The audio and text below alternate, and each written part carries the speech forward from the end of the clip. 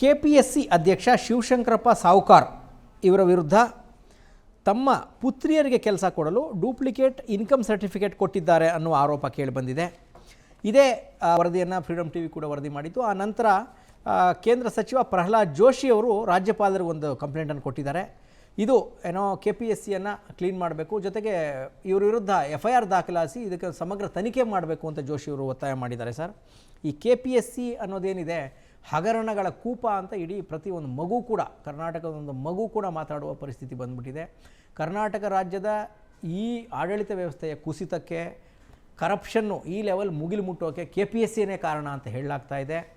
ಆಮೇಲೆ ಎಷ್ಟೋ ಪ್ರಕರಣಗಳು ದಾಖಲಾಗಿದೆ. ಆಮೇಲೆ ಯಾವ ನೇಮಕಾತಿ ಇವರು ಮಾಡಿದ್ರೂ ಕೂಡ ಅದು ಕಾಂಟ್ರವರ್ಸಿಯಿಂದ ಹೊರತಾಗಿಲ್ಲ. ತಾಳಿ ಭಾಗ್ಯ, ಇನ್ನೊಂದು ಭಾಗ್ಯ, ಹಣ ಭಾಗ್ಯ ಇತ್ಯಾದಿಗಳಿಂದ ಏನು KPSC ನರಳ್ತಾ ಇದೆ.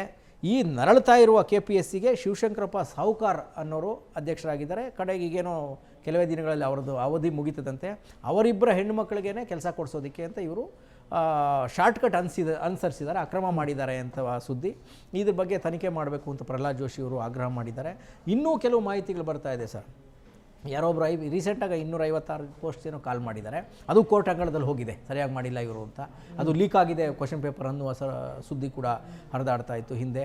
ಇದೇ ಏನೋ ಎಕ್ಸಾಮ್ ಸಂಬಂಧಪಟ್ಟಂತೆ ಎಕ್ಸಾಮ್ನ ಎಕ್ಸಾಮ್ ಬೇರೆ ಮಾಡಿಸಿದ್ರು ಮುಖ್ಯಮಂತ್ರಿ ಸಿದ್ದರಾಮಯ್ಯನವರು ಇದ್ದಾಗ. ಲೀಕ್ ಆಗಿತ್ತು ಅನ್ನೋ ಕಾರಣಕ್ಕೆ ವಾಪಸ್ ತಗೊಂಡು ಮತ್ತೆ ಎಕ್ಸಾಮ್ ಎಲ್ಲ ಮಾಡಿಸಿದ್ರು.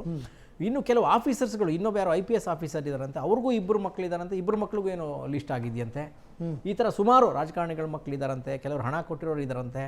ಹಾಗಾಗಿ ಈ ಲಿಸ್ಟ್ ಏನೋ ಶಾರ್ಟ್ಲಿ ಏನೋ ಹೈಕೋರ್ಟಲ್ಲಿ ಲಿಸ್ಟ್ ಕ್ಯಾನ್ಸಲ್ ಆಗುತ್ತೆ ಅಂತ ಸುದ್ದಿ ಬರ್ತಾ ಇದೆ. ಈ ಮಧ್ಯೆ ಅಧ್ಯಕ್ಷರೇ ತಮ್ಮ ಮಕ್ಕಳಿಗೆ ಏನೋ AC ಪೋಸ್ಟು ಅಥವಾ ತಹಶೀಲ್ದಾರ್ ಪೋಸ್ಟ್ ಕೊಡ್ಸೋಕ್ಕೆ ಟ್ರೈ ಮಾಡಿರೋದು ಅಂತ ಸುದ್ದಿ. ಇದು ಗಂಭೀರವಾದ ವಿಚಾರ. ಇದನ್ನು ನೋಡಬೇಕು. ಇನ್ನು ಇದು ಅದಕ್ಕೆ ಕಂಪೇರ್ ಮಾಡಿದ್ರೆ ಇಡೀ ಭ್ರಷ್ಟಾಚಾರ, ಈಗ ದುಡ್ಡು ಕೊಟ್ಟು ಬಂದಿರೋ KS ಆಫೀಸರ್ಸ್ ಇದ್ದಾರಲ್ಲ, ಅವ್ರೇನು ಮಾಡ್ತಾರೆ, ಡೇ 1 ದುಡ್ಡು ಹೆಂಗೆ ಹೊಡೆಯೋದು ಅಂತ ಯೋಚನೆ ಮಾಡೋಕ್ಕೆ ಶುರು ಮಾಡ್ತಾರೆ ಅಷ್ಟೇ. ಅವ್ರೇನು ಮಾಡ್ತಾರೆ, ಜನರ ಸಮಸ್ಯೆ ಸಾಲ್ವ್ ಮಾಡಲ್ಲ, ಸಮಸ್ಯೆಗಳನ್ನ ಅವರೇ ಸೃಷ್ಟಿ ಮಾಡ್ತಾರೆ. ಅಲ್ಲಿ ಹಣ ಹೆಂಗೆ ಮಾಡಬೇಕು ಅಂತ ಯೋಚನೆ ಮಾಡೋಕ್ಕೆ ಶುರು ಮಾಡ್ತಾರೆ. ಹಾಗಾಗಿ KEA ಇದೆಯಲ್ಲ ಸರ್, ಕರ್ನಾಟಕ ಎಕ್ಸಾಮಿನೇಷನ್ ಅಥಾರಿಟಿ ಇದೆಯಲ್ಲ, ಅದೇ ತುಂಬ ಚೆನ್ನಾಗಿ ಕೆಲಸ ಮಾಡ್ತಿದೆ ಅಂತ ಅಪ್ರಿಷಿಯೇಷನ್ಗಳು ಬರ್ತಾ ಇದೆ. ಯಾಕೆ ಇದನ್ನು ಮುಚ್ಚಿಬಿಟ್ಟು KPSCಯನ್ನು ಮುಚ್ಚಿಬಿಟ್ಟು KEA ಮೂಲಕ ಯಾಕೆ ಮಾಡಬಾರ್ದು? ಅಥವಾ ಕೇಂದ್ರ ಸರ್ಕಾರಕ್ಕೆ UPSCಗೆ ಕೊಟ್ಬಿಡ್ಲಿ ಎಲ್ಲ ಇದನ್ನು. ಕೇಂದ್ರ ಸರ್ಕಾರ ಕೂಡ ಈ ಕಡೆ ಮನಸ್ಸು ಮಾಡಬೇಕಾ ಅಂತ ನನಗನ್ಸುತ್ತೆ. ಇವರ ಈ ಕರಪ್ಷನ್ ಲೆವೆಲ್ ಮುಗಿಲು ಮುಟ್ಟೋಗಿದೆ. ಹಾಗಾಗಿ UPSCನೇ ರಿಕ್ರೂಟ್ಮೆಂಟ್ ಮಾಡಿ ಇವ್ರಿಗೂ ಕೊಟ್ಬಿಡ್ಲಿ ಬಿಡಿ, ಕ್ವಶನ್ ಪೇಪರ್ ಅವರೇ ಮಾಡಲಿ. ಹೌದು, ಇನ್ನು ಎಷ್ಟು ನೋಡೋದು? ಯಾರೋ ಇವ್ರ ಕುಟುಂಬಗಳದೇ ದುಡ್ಡಿರೋರು ಬಂದು ಪೊಸಿಷನ್ಗೆ ಕೂತ್ಕೋತಾ ಇದ್ದಾರೆ, ಅವ್ರ ಸಾಮ್ರಾಜ್ಯನ ಕಟ್ಕೋತಾ ಇದ್ದಾರೆ. ರೂಲ್ ಹೆಂಗೆ ಬೇಕು ಅವರು ಡಿಸೈಡ್ ಮಾಡ್ತಾ ಇದ್ದಾರೆ, ಹೆಂಗೆ ರೂಲ್ ಇರಬೇಕು ಅಂತ ಅವರೇ ಡಿಸೈಡ್ ಮಾಡ್ತಾ ಇದ್ದಾರೆ. ಹಾಗಾಗಿ KPSCನ ಮುಚ್ಚಿಬಿಟ್ಟು ಸರ್ UPSC ಮೂಲಕನಾರು ರಿಕ್ರೂಟ್ಮೆಂಟ್ ಆಗಲಿ, ಅಥವಾ KEA ಚೆನ್ನಾಗಿ ಮಾಡ್ತಿದ್ದಾರೆ ಅಂತ ಸುದ್ದಿ ಬರ್ತೀವಿ, KEA ಮೂಲಕನಾರು ಮಾಡಿಸೋಣ, ಯಾಕೆ ಬೇಕು ಅಂತ ಇದು.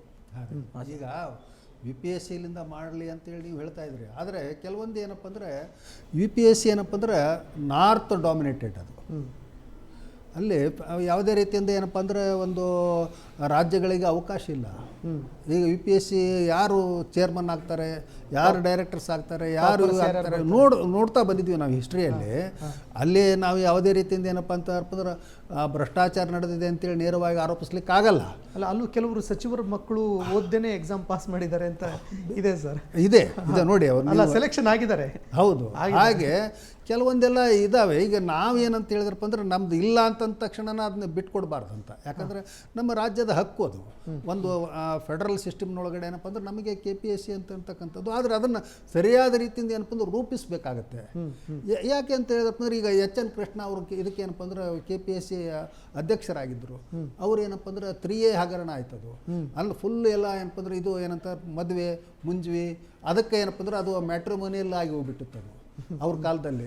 ನೀವು ಏನಪ್ಪ ಅಂದರೆ ಈಗ ಮದುವೆ ಆಗು, ನಿನಗೇನಪ್ಪ ಅಂದ್ರೆ KS ಕೊಡಿಸ್ತೀನಿ, ಇನ್ನೊಂದು ಅಸಿಸ್ಟೆಂಟ್ ಕಮಿಷನರ್ ಮಾಡಿಸ್ತೀನಿ, ತಹಸೀಲ್ದಾರ್ ಮಾಡ್ತೀನಿ ಅಂತ ಹೇಳ್ತಕ್ಕಂಥದ್ದು. ಅದ್ರ ಸಲುವಾಗಿ ಏನಪ್ಪ ಅಂದ್ರೆ ಅವರು ಹೋಗಿಬಿಟ್ರು ಅಲ್ಲಿ. ಪಾಪ ಅಲ್ಲಿ ಏನಂತಾರೆ ಅವರು ಯಾರ್ಯಾರು ಇದ್ದವ್ರು ಏನಪ್ಪ ಅಂದ್ರೆ ತಾವು ತಿಂದು ಅವರು ಬಾಯಿಗೆ ಒರೆಸ್ಬಿಟ್ರು. ಅವ್ರೂ ಏನಪ್ಪ ಅಂದ್ರೆ ಸ್ವಲ್ಪ ಫಲಾನುಭವಿಗಳೇ ಇದ್ದರು, ಆದರೆ ಅವ್ರಿಗೇನಪ್ಪ ಅಂದ್ರೆ ತುಂಬ ಕಂಟಕ ಆಯ್ತದು. ಅವ್ರು ಏನಂತಾರಪ್ಪ ಅಂದರೆ ಹಲ್ಲಿನ ಡಾಕ್ಟರ್ ಇದ್ದರು ಅವರು. ನೀವು ಹಲ್ಲಿನ ಡಾಕ್ಟ್ರು ಇಷ್ಟೆಲ್ಲ ಹೆಂಗೆ ಗಳಿಸಿದ್ರಿ ಅಂತ ಹೇಳ್ತಕ್ಕಂಥದ್ದು ಎಲ್ಲ ಆಗಿ ಎಲ್ಲ ಕೇಸ್ ಆಯಿತು. ಮುಂದೆ ಏನಾಗಿದೆ ಅಂತೇಳಿ ನೋಡಬೇಕು. ಅದಕ್ಕಿಂತ ಮುಂಚಿತವಾಗಿಯೂ ಸಹಿತ ಒಂದು ದೊಡ್ಡ ಹಗರಣ ಆಯಿತು. ಅದಕ್ಕೆ ಮಾನ್ಯ ಹೈಕೋರ್ಟ್ನಲ್ಲಿ ಏನಪ್ಪ ಖೇರ್ ಅಂತಕ್ಕಂಥವ್ರೊಬ್ಬರು ಪಂಜಾಬ್ ಜಸ್ಟಿಸ್ ಇದ್ದರು. ಅವರು ಹೇಳಿದ್ರು, ಅವರು ಇದು ಜಾತಿ ವ್ಯವಸ್ಥೆಗಿಂತ ಒಂದು ಭಯಂಕರವಾಗಿರ್ತಕ್ಕಂಥ ಒಂದು ಏನಪ್ಪ ಅಂತಂದ್ರೆ ಇದು ನಡೆದಿದೆ ಇಲ್ಲಿ ಸಾರಿ ಅವ್ರು ಏನು ಹೇಳಿದ್ರು, ಇದು ಆರ್ಥಿಕ ಭ್ರಷ್ಟಾಚಾರಗಿಂತ ಏನಪ್ಪ ಅಂದ್ರೆ ಜಾತಿ ಭ್ರಷ್ಟಾಚಾರ ನಡೆದಿದೆ ಅಂತೇಳಿ ಒಂದು ಟೈಟ್ಲ್ ಕೊಟ್ಬಿಟ್ರು ಅವರು ಹೈಕೋರ್ಟ್ನಲ್ಲೇ. ಅವ್ರು ಇವ್ರನ್ನೆಲ್ಲ ಯಾಕೆ ಡಿಸ್ಮಿಸ್ ಮಾಡಿಲ್ಲ ಅಂಥೇಳಿ ಗೌರ್ಮೆಂಟಿಗೆ ಕೇಳಿದರು. ಅವರು ಡಿಸ್ಮಿಸ್ ಆಗಲಾರ್ದಂಗೆ ಉಳ್ಕೊಳ್ಳೋದ್ರ ಸಲುವಾಗಿ ನಾಗರಾಜ್ ಅವರು ಹೇಳ್ದಂಗೆ ಎಲ್ಲರೂ ಏನಂದ್ರೆ ಯಾರ್ಯಾರು ಅಪಾಯಿಂಟ್ ಆಗಿದ್ರು ಅವರು ಸಿಕ್ಕಾಪಟ್ಟೆ 100 ಕೋಟಿ ರೂಪಾಯಿ ಕಲೆಕ್ಟ್ ಮಾಡಿದ್ರು ಅಂತ ಸುದ್ದಿ ಇದೆ. ಅದು ಏನಂತಂದ್ರಪ್ಪ ಕಲೆಕ್ಟ್ ಮಾಡಿಬಿಟ್ಟು ಎಲ್ಲೆಲ್ಲಿ ಯಾವ್ಯಾವ ರೀತಿ ಅದು ಮ್ಯಾನೇಜ್ ಮಾಡ್ಬೇಕಂತೇಳಿ. ಯಾಕಂತ ಹೇಳಿದ್ರಪ್ಪ ಕೇಸ್ ಆಗಿದೆ, ಅವ್ರನ್ನ ಏನಪ್ಪ ತೆಗೆದಾಕಬೇಕು.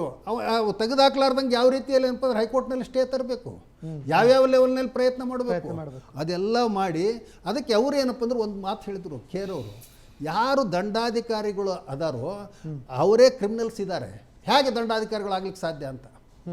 ಈಗ ಅವರೆಲ್ಲ ಅನೇಕರು ಅದರಲ್ಲಿ ಏನಪ್ಪ ಅಂದ್ರೆ ಆರೋಪಿಸ್ತರು ಏನಿದ್ದಾರೆ ಅವರು ಈಗ ಜಿಲ್ಲಾಧಿಕಾರಿಗಳಾಗಿಬಿಟ್ಟಿದ್ದಾರೆ. ಓಕೆ, ಹಾಂ, ಇದು ಒಂದು ದುರಂತ ಪರಿಸ್ಥಿತಿಗಳು ಇದ್ದಾವೆ.